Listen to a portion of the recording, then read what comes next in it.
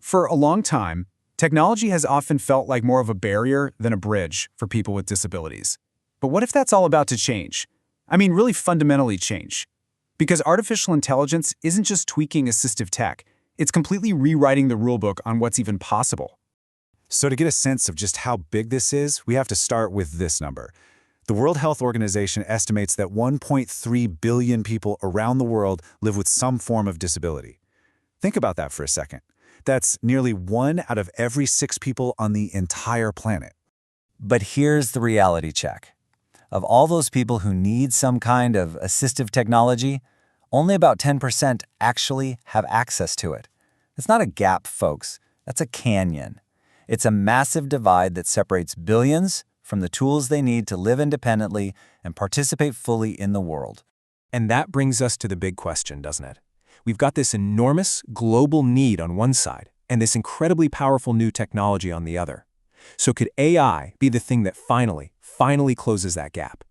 Well, to even begin to answer that, we first have to get our heads around how AI is creating a totally new kind of help.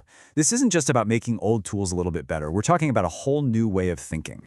Right, so think about it like this. Traditional assistive tech has always been pretty static, right? It's a passive tool. You give it a command, it reacts. That's it. But AI-powered tech, it's a different beast entirely. It's adaptive, meaning it learns from you. It's predictive, so it starts to anticipate what you need before you even ask. It basically goes from being just a tool to being an active partner.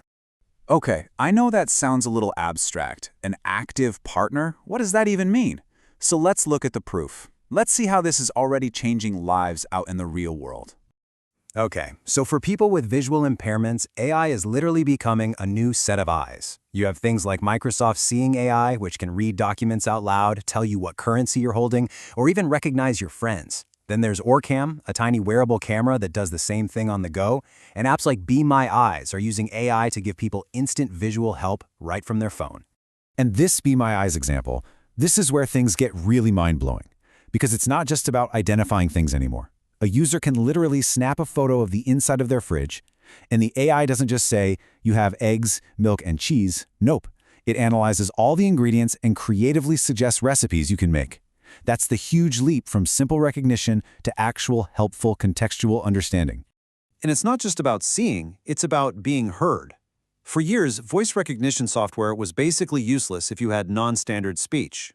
But now, you have apps like VoiceIt that can learn and understand speech from someone with a condition like cerebral palsy, or Apple's Personal Voice, which lets someone with a progressive illness create a synthesized voice that sounds just like them, preserving their vocal identity. We're even seeing AI that can translate sign language in real time. It's incredible. Mobility is getting a massive upgrade too. We're talking about smart wheelchairs that navigate on their own, using AI to spot and avoid obstacles, just like a self-driving car. And then there are these unbelievable systems like the Hubox Wheelie 7 that let a user control their entire wheelchair just by using their facial expressions. This unlocks a level of independence that was science fiction just a few years ago. And this revolution isn't just about physical disabilities. For neurodivergent employees, AI is emerging as this really powerful ally, helping to reduce cognitive load and just make the workplace a lot more manageable. So what's so critical here is how specific AI features can have a really tangible, positive impact. For an employee with ADHD, for instance, an AI that automatically summarizes a long meeting and pulls out the action items, that can be a total game changer, cutting through the noise and reducing anxiety. Or for someone with autism spectrum disorder, an AI that recaps a meeting can provide the perfect, clear starting point for a report, helping to overcome that blank page paralysis. Okay, so with all this amazing, world-changing promise, it would be so easy to just stop there. But we can't. We have to be really clear-eyed about the risks here, because this tech is not a magic wand, and if we're not careful, it could end up creating as many problems as it solves. This quote from a recent study really hits the nail on the head. A big problem is that AI models are often designed to be super cautious and avoid saying anything controversial. The results? They can give these really vague, wishy-washy answers.